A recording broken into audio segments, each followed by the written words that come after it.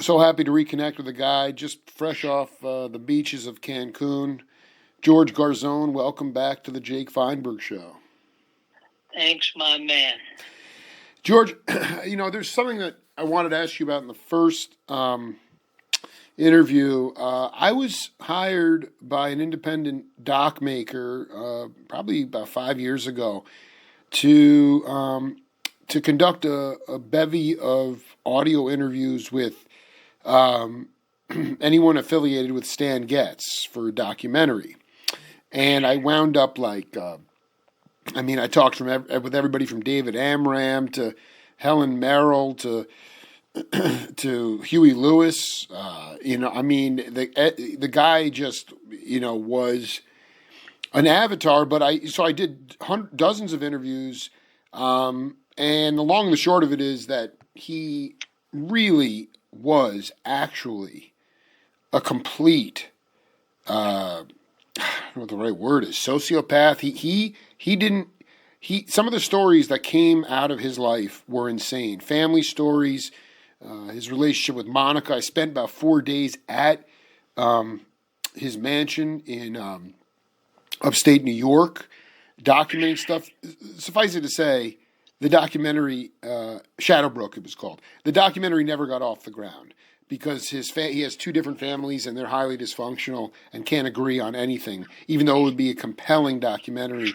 And I noticed that you did a tribute album with Eddie and Lenny White and a few other cats to Stan. And I just wanted you to talk from your point of view about, did you know him personally? And what was the reason for the tribute? Well, I didn't know him personally, but he was really good friends with Emilio Lyons, who was my saxophone repair guy. Absolutely, I interviewed Emilio. I know who that cat is. Yeah. Yeah, and he had a really great relationship with Stan because I don't know exactly how it started, but I guess he came to Boston and repairing his horn and stuff like that. And so I didn't really know him, but I knew of him through Emilio. In fact, Emilio worked at this place called Rayburn's, a music store in Boston. And we all bought our horns from him. And one day I walked in and he was there, Stan was. And as I was getting closer, Emilio looked at me. I knew exactly what he was going to say. But he said, Georgie, come over here. Take out your horn, play for Stan. And I was only about 17. Oh, my God. So I was like, no, I'm not taking my horn. Come on, take out your horn. No, I'm not doing it. Right then, I was like, come on, kid, take out that horn and play. All right. So I pull out the horn and I start playing a couple of things, a little bit. All of a sudden he stops and he goes, man, can I try your horn? Oh, yeah. So he tries my horn. He plays my horn and my mouthpiece, the whole thing. And he says, man, I'll tell you what, I'll swap you my gold-plated horn for your horn. That's how much he liked my horn. Whoa.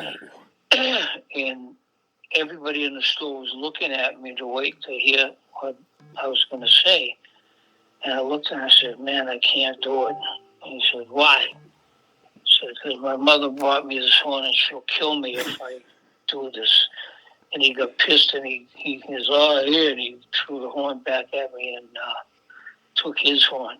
And then years later, after he passed, they donated his saxophone to Berkeley, and they put it in the library. And before they did, Emilio had me play it with Gary Burton.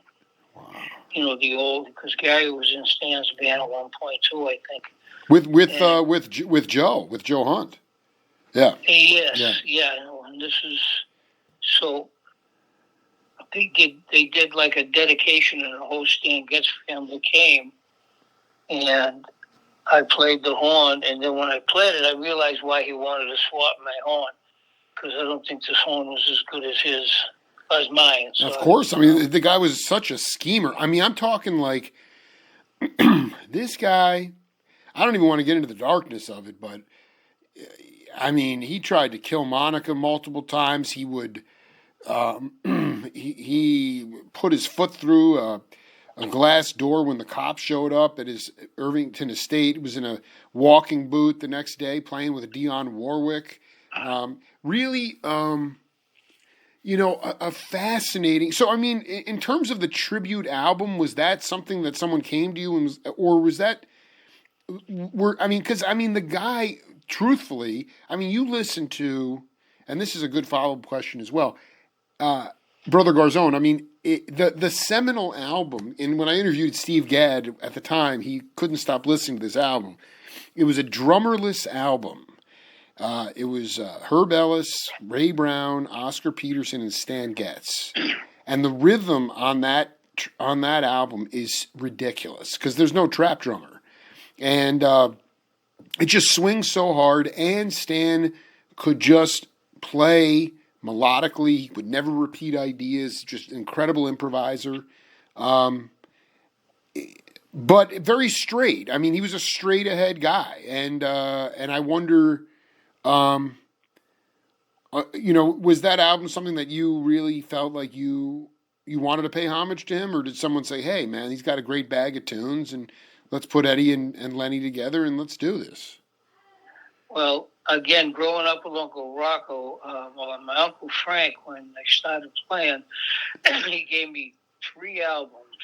One was Swing Into Spring with Benny Goodman. The other one was Sonny Meets Hawk with Coleman Hawkins and Sonny Rollins. Wow. And then the third one was Reflections by Stan Getz. Wow, 67. I know that one. Yeah, so I was 9 years old, and my Uncle Frank was like, "Hey, George, you listen to this and you play along." And, so while I was 10 years old playing saxophone, playing along with, these tunes on that record, Reflections, Moonlight in Vermont, If Ever I Would Leave You. So growing up as a young person, I had that sound in my ear, plus the saxophone family.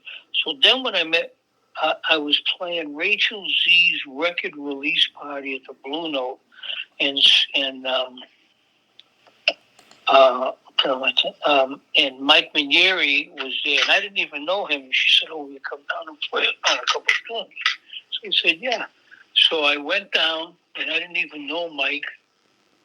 And when I met him, I played a few tunes, and as soon as the set was over, he jumped out of the audience and said to me, "Man, I love your sound. You want to do a couple of records with me?" I was like, "Absolutely."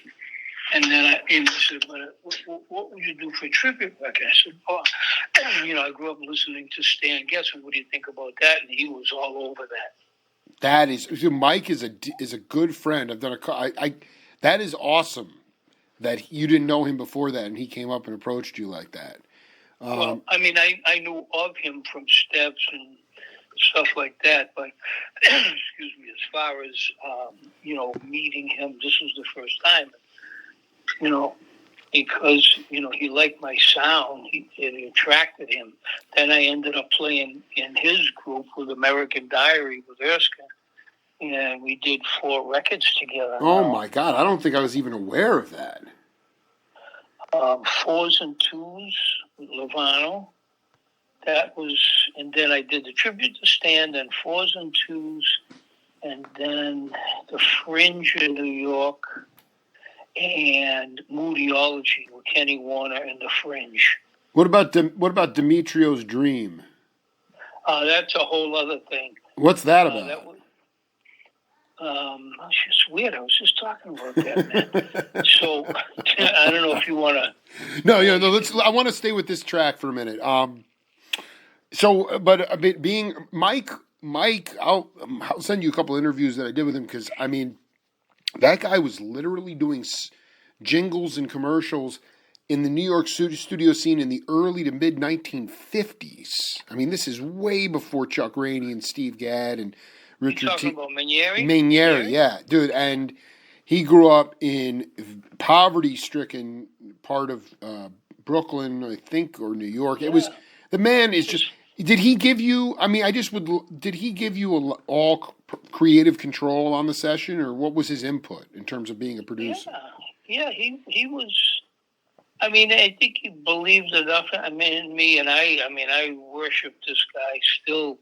So anything, he was very business savvy. We toured. He had his shit together. His father was in vaudeville, so that's how they started. And then Mike Manieri played with Buddy Rich when they used to do the tours in Vietnam. And he tells me this story about, we were in the plane flying in Vietnam, going to the gig, and all of a sudden, Buddy, I don't know how Buddy got there, but there was a few of the band, and they have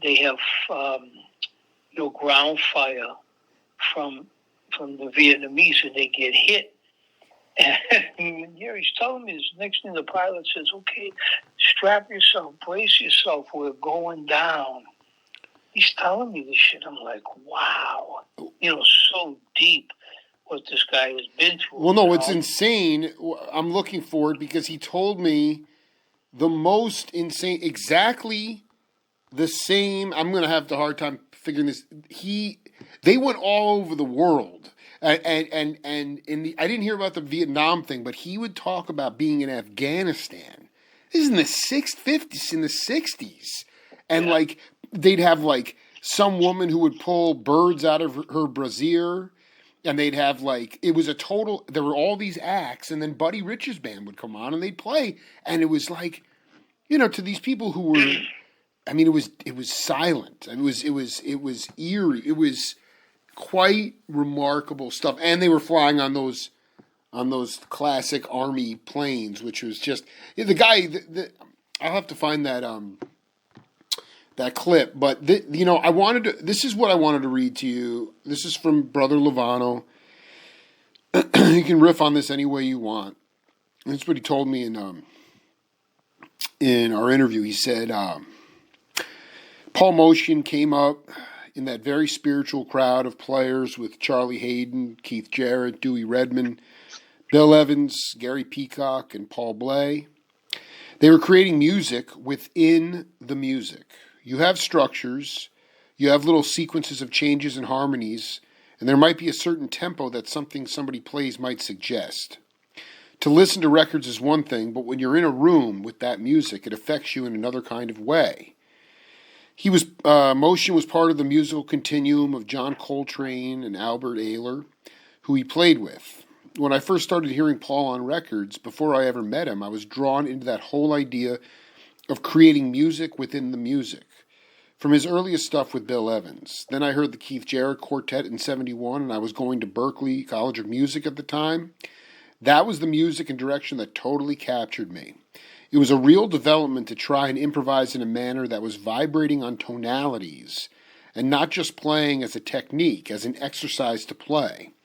All those players played with beautiful technique, but it wasn't an exercise to play. It was an idea about creating ideas together in a unit.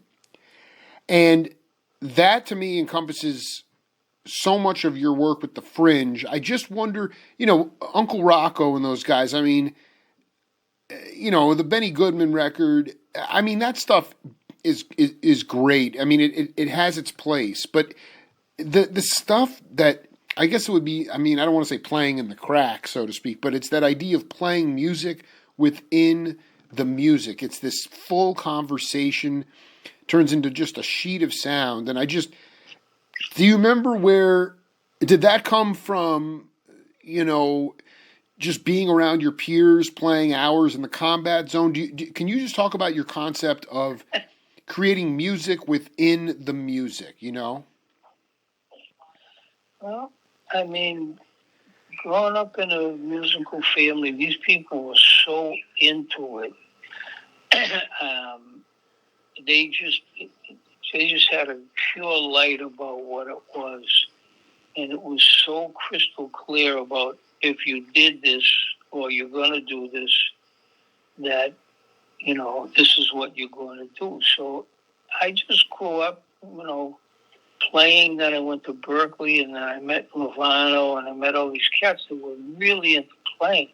And it was just something that we did. There wasn't any doubt in our mind if we were going to do it or not, A, and then B, meeting the right people like Lovano, then meeting the Fringe and Galati and Appleman. All these things that happened were almost meant to be because we were so positive about playing.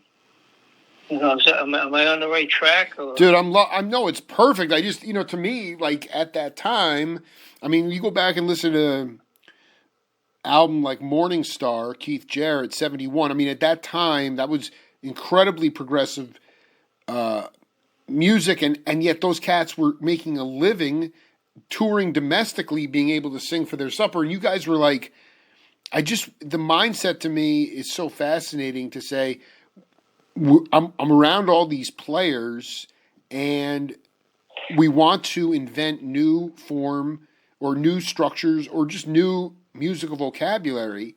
And I don't know. I mean, it's just the idea of being able to say, hey, we're going to be able to make a living doing it. I think that's the most important thing. Did you, at that time, even at those early years after Berkeley, were you taking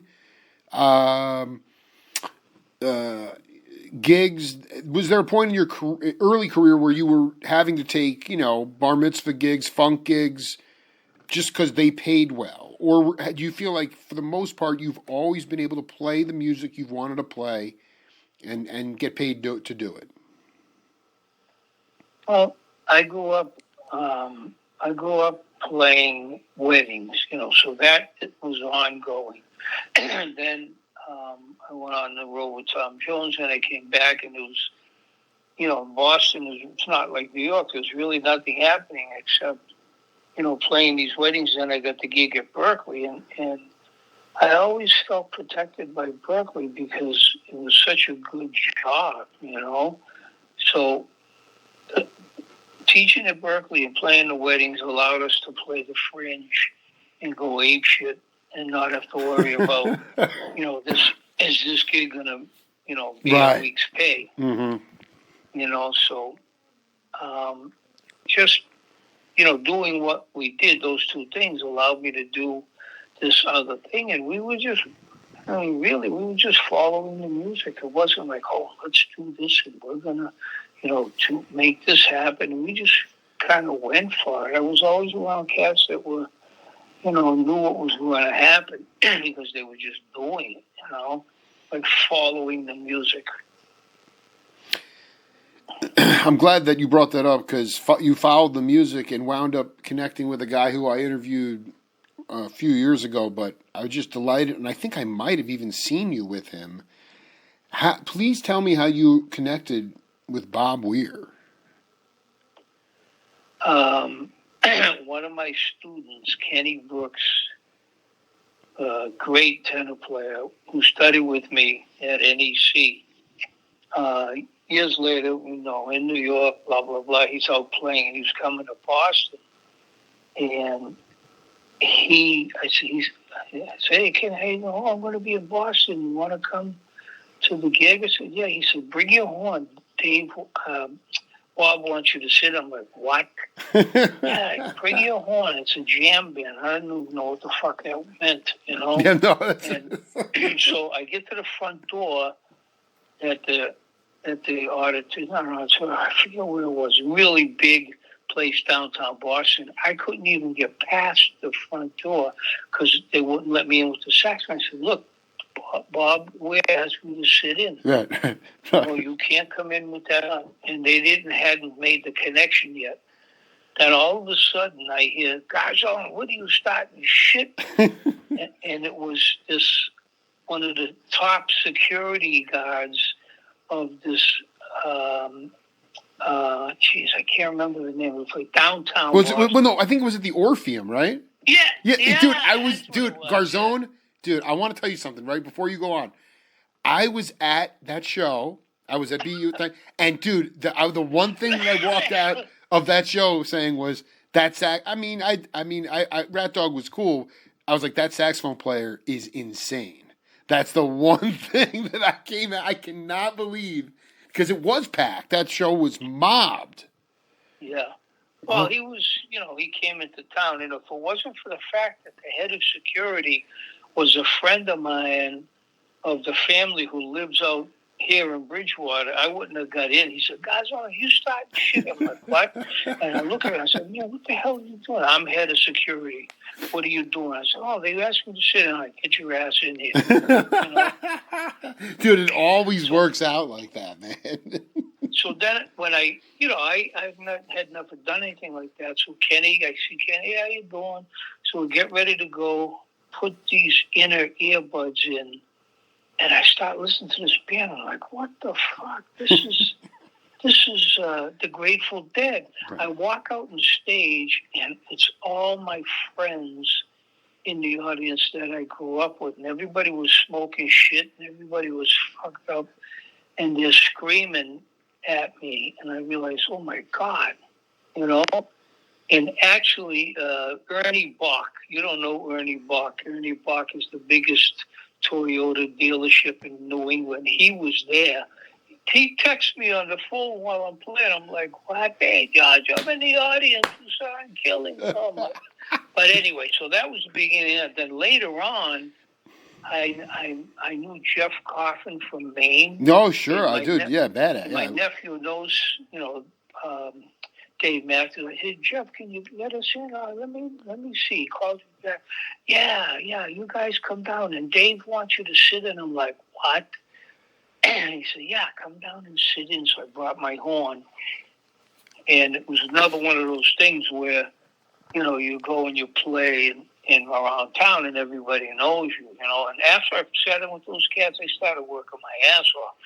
That was a great connection, So was it that music of that time? I mean, I'm even talking about 10-Wheel Drive or The Flock, or I mean, I would just say that like that psychedelic, even Jimi Hendrix and that kind of stuff.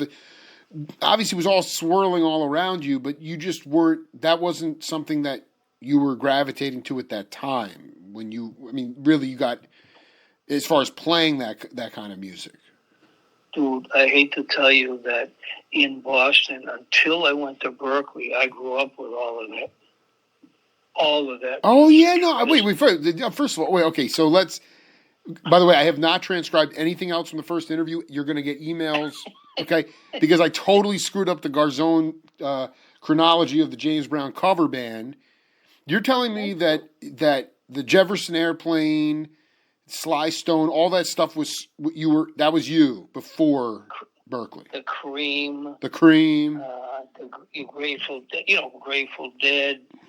I mean, I was just listening to it on AM radio, and then listening a little bit. But when I went to Berkeley, that first week, I was introduced to everybody. Herbie Hancock, Headhunters, Sun Ra, Sonny Rollins, John Coltrane. Oh, man. Just everything at once. And, and everybody, it was 68, so everybody was partying like crazy.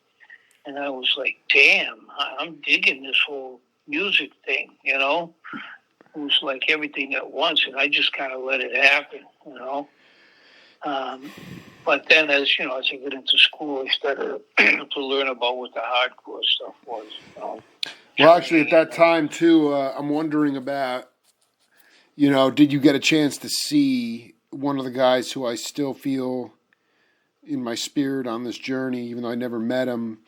At the time, he sort of was the heir apparent. I think it's unfair, but, they had passed the torch from Coltrane to this cat, Joe Farrell, playing with Elvin and Jimmy Garrison. That, to me, is and that was, boom, 71 right there when you got to Berkeley. Yeah, with Chick Corea, too. Did you play with Chick? Yeah, absolutely. Well, he was originally, he was the original, he was the original sax player in Return to Forever with Airto on drums. Yeah, absolutely. Yeah. I mean, that's everything that I was being exposed to. Buddy Rich's Oh Don my Menza God, Channel One insane. Suite. You know, all of that at once. You know, Maynard Ferguson, Don Ellis. You know, all the cats. Everything coming at once. You know, it was wild. You did your uncle rock? Did you were you hip at all to Tommy LaPuma, Nick DeCaro from Cleveland? I know those cats are from Cleveland. Yeah, well, I knew of them, Tommy LaPuma, you know, but again, I was a serious Boston kid, and until Berkeley, I was just here, and then when I went to Berkeley, I started meeting all these cats from all around the country, you know, not to mention the world, and you know, just hanging with people from Canada, then Lovano, Jamie Haddad from Cleveland, Oh yeah. this and that. Oh yeah. You know, it was pretty crazy, you know. Who'd you meet? Did you meet? When did you first meet Tasiji? Because he was up in Canada for a minute. Yeah, that wasn't until Moses when Moses moved to Boston, and then years later, we were both teaching at NEC, and you know, he kind of came on the scene. I remember going to see a concert at The Middle East. No, Jordan Hall. Wow. They played. Sasishi played, and Moses played. I think Lockwood played. And I wasn't really, I mean, I didn't really know him. I met him, hey, how you doing, shit like that. Yeah, right. You know, nothing deep-rooted, you know, to the point of, you know, getting to know the guy. Because I was just kind of, I don't know what I was doing, but the Canadian cats were more like Terry Clark and Don Thompson, or some of the new who in Canada, or who are the Canadian cats you met? Well, I was actually on the Buddy Rich band with Pat LaBarbera. Wow. And it was me, Pat, Joe Romano, Bob Korea, and John Oslowski. And that was in one of the first, after Tom Jones, I went out for a couple of weeks and did that, but then I quit because, I didn't quit because I thought we were going back out with Tom. And then we ended up not going, so. Wow, it's crazy because I just picked up an album from that time, Buddy Rich album. Who'd you go? Whose tour was it? I come off of Tom, and then there was an opening, so I grabbed 2 weeks with Buddy. We played up in Maine. Oh, that is so heavy because they went. You never recorded with them. You left too early, but I just picked up an album of theirs that has that exact horn section, except minus you, and it is burning hot. I cannot believe that you were in there. Yeah, they were killing. I mean, Buddy, you know, it was a big thing in my era to play with Buddy Rich, and then I actually got the gig on alto, believe it or not. That's the only seat they had. But no, I mean, I just, you know, as far as the music itself, I just kind of, the thing is, my concept is the music finds you. You don't find the music. You know, I really believe that all of it, you know, it's been decided from a higher force who's going to do what and how they're going to do it.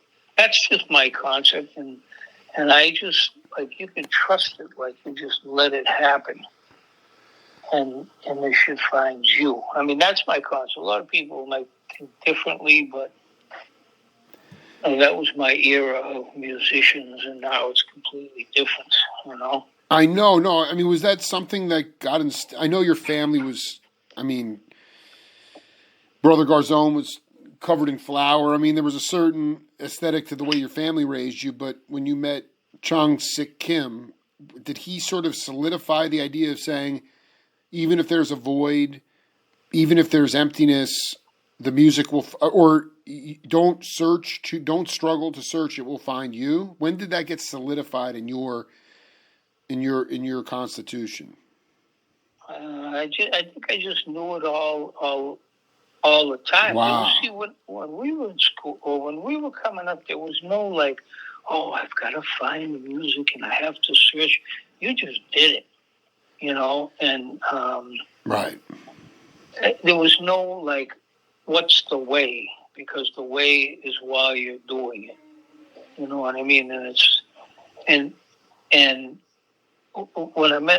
when I knew in my life, going way back to Kung Fu, I knew that somewhere I was going to end up doing this kind of a thing.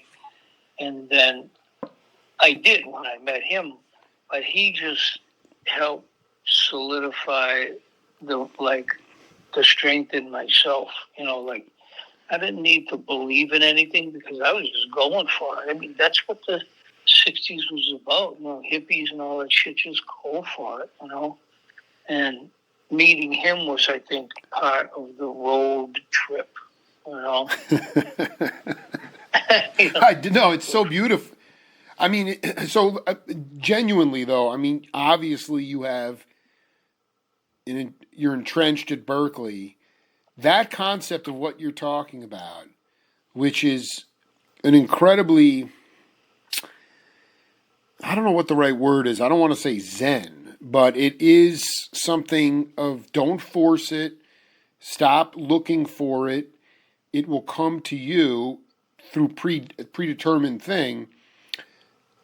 With kids especially, I mean, my daughter's about to go off to college, and there's just insanity when you get some of these younger cats who, let's face it, probably didn't have the same experience as you did growing up as a kid. You were already a kind of a seasoned bandstand cat, when you got there, even though you still had a lot to learn.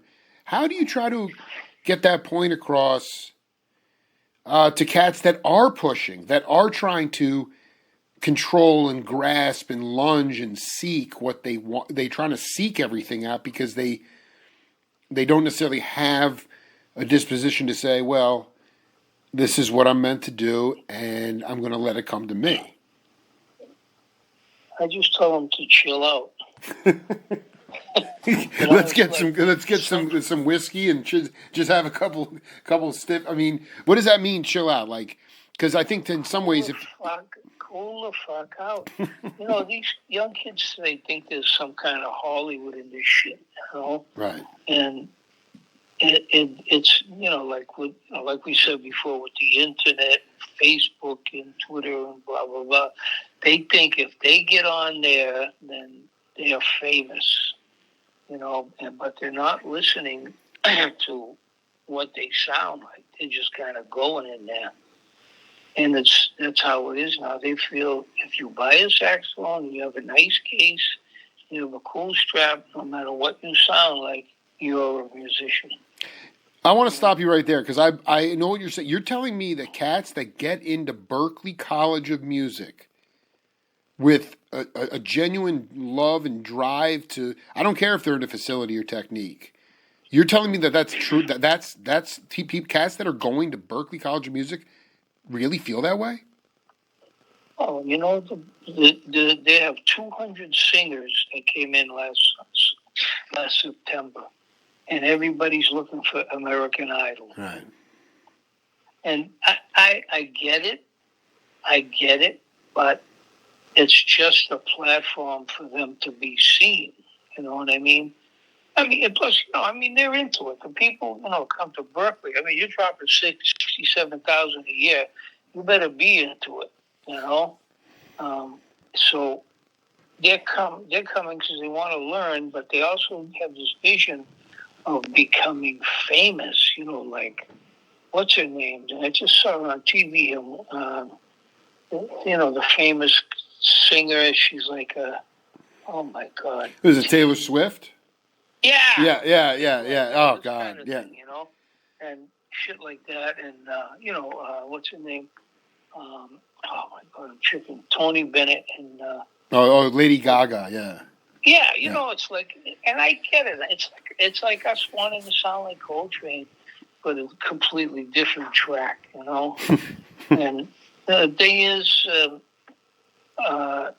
Jake, you can't say shit because like sometimes if you open your mouth, you end people's careers. So they just come in, they're willing to pay that money. I mean, a lot of these kids they have to come from well-to-do families because not everybody gets a scholarship. Right. Right. So, I mean, they give it a shot and see what happens, and, they're into it. You know what I'm saying? So you can't knock that, and I'm not knocking. I'm just saying that, what's your vision? The vision is to find yourself. That's what I try to teach these kids.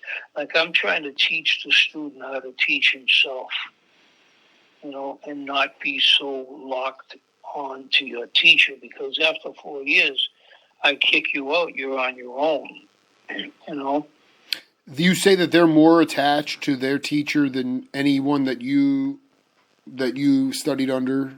That they're more. I mean, you hear that. You hear people talking, or you see people come out, and not to my ear because I'm not a musician, but people can tell where they studied or who their professor was because they sound just like their professor. And you try to get them to wean off of that and find their own voice. Yeah, well, I mean, I studied with Joe Viola, and Joe had it. It wasn't like he was a jazz musician. He was the all-around classical jazz teacher of improvisation. Sure. And he taught you how to have your own voice. I mean, for me, teaching this triadic chromatic approach, I think, again, is something I developed on my own. And between listening to Coltrane and playing with George Russell's orchestra, because the ship was so flamboyant, floating around. I'm so glad you brought him up. Let's just stop. Before we wrap up set 2, I need you to talk about George Russell. The stuff it's just, even his small ensemble stuff is just totally new and fresh. I give cats like Viola and so many of those guys, I don't know if Santisi was like this or Pomeroy, but they were interested in getting you to be yourself because it was not hip to sound like anybody then. Now you're just, like you said, you're looking at people that see 1 or 2 people break through and quote unquote become famous, and they're trying to comp that. And it's like, I don't know what the alternative is, but how did you meet George Russell and wind up playing with him? Teaching at NEC and being around Steve Lacy. Oh, yeah. And all those cats, just being around them. And these cats talk, and like I told you, we used to play at Michael's, which is right across the street from NEC. So Jackie Bayer, Miroslav Vitus, they were all teaching there. And they'd come in weekly to hear us. So, people talk about this now. Oh, man, go hear the Fringe. They play every week. And then, I don't know how I met George, but I guess the kids were talking, and George was like, hey, George, you want to come down and, play with us? And somehow he heard me, and we became friends, well, because we were on the faculty. And then he asked me to play on the recording of the African Game. Yes. Incredible record. Yeah, we rehearsed for 6 days, and then we did the recording on the Saturday, and he got a grant to do it, and he got us. It was a bitch, but on the sixth day we did it, and it came out incredible because he knew. I mean, his writing was so deep that he knew who he wanted in the band. And I was a Berkeleyite, but he didn't give a shit about that. He said he just liked the way I played as with Gunther Schuller because he felt like I played like from the street, and I wasn't really like one of these, book school players. Exactly. Oh, man, dude, that is...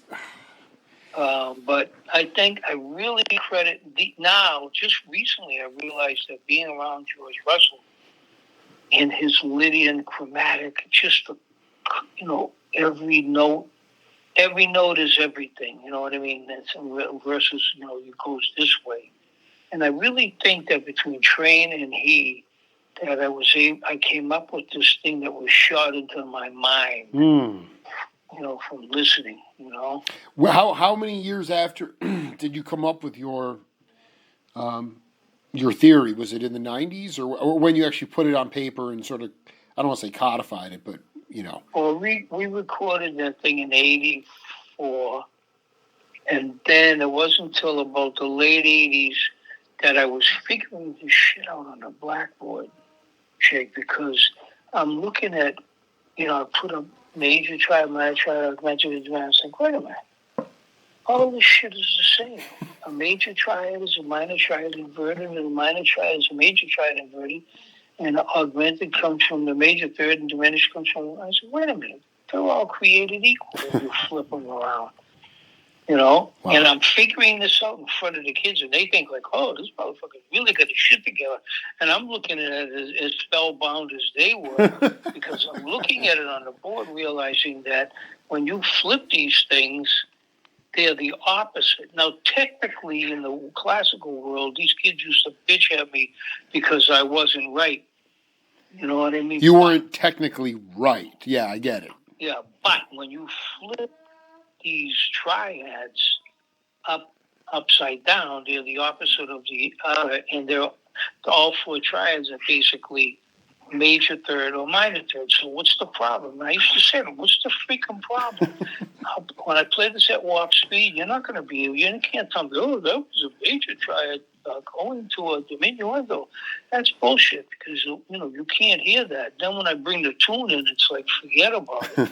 But it was good because they challenged me, So, but later on, the classical kids were showing this shit to their teachers, the classical teachers, and they were like, and the first thing I wrote was, have you met Miss Jones? I don't know if you've ever seen that thing I wrote, and it's in 4s and 2s. Right. Where it's the first time I actually write a solo over the tune that has this in there. And they were bringing it to their classical teacher, and the classical cats going, damn, this is good, Johnny. So that's when I knew I was in. Yeah, dude, if you got them going freaking out about it, you're in, dude. Well, I mean, I was at NEC. You're talking about Steve Lacy. You're talking about George Russell. You're talking about Ram Blake. These guys were much more progressed in how they were thinking versus at Berkeley, where it was more of a 2-5 situation. Interesting. But Interesting. Yeah, absolutely. Later, when I got into this, Berkeley never said anything to me. They never questioned anything. They never said shit to me about anything. They left me alone because they knew, like the right people knew that I was onto something. You know what I mean? I mean, that makes me feel good, because at least it gives me a glimmer of hope that they're not going to sandbag people for thinking outside the box. No, that was done a long time ago. That was done a long time ago. They were, when the Global came in, and even before that, I mean, I was playing with the Fringe. These kids talk. The 6th floor knew what was going on. They knew what was happening. But the thing about Berkeley is they knew who to leave alone. That's important. Yeah, that is absolutely important. I have to tell you this great story. After our first interview, I just met this cat in Tucson, electric bass player, Patrick Morris, and he, real young cat, probably not even 30 years old yet, but I saw him play in this sort of sextet setting, and it was really burning stuff, and he obviously has a good feel, and so I invited him to do an video interview, and we're talking, and he went to Berkeley, and I brought up your name, or I brought up the band The Fringe, and he said his professor, he got to a certain point in his education, his professor said, your homework assignment is to go see this band. And they're playing at the Lily Pad. Yeah. Okay, and it was well, I'm just trying to think of it. The way you got hit in the face with all this music, when Headhunters, Mahavishnu, when you got to Berkeley, and it was just he had not really been exposed to something in a live context that was this much of a behemoth, and he literally, it just blew him away. He went as much as he possibly could. And he said there was just no repetition. You guys just hit, and it was just a stream of consciousness jam, and the trust and the language was there. And it was just so great because here it is. You're from a generation. I'm sort of, as a journalist, trying to capture these stories from a Gen X point of view. And here we have a millennial, maybe a little bit older, who just, I mean, the homework assignment was to go see The Fringe. I think that is pretty much the cool. And the guy's, the professor's name, Mark Cohen or something. I forget his name, but he just said, go see this band. And it had a massive imprint on this cat. So, man, like, it's sort of like, I remember I wrote a whole book on Ken Kesey and the Merry Pranksters. I've interviewed a lot of the original Merry Pranksters that, were part of the psychedelic movement in this country. And he just said, when the meatball fell, during the, flower period, a lot of legal LSD, it hit everywhere. It touched everyone.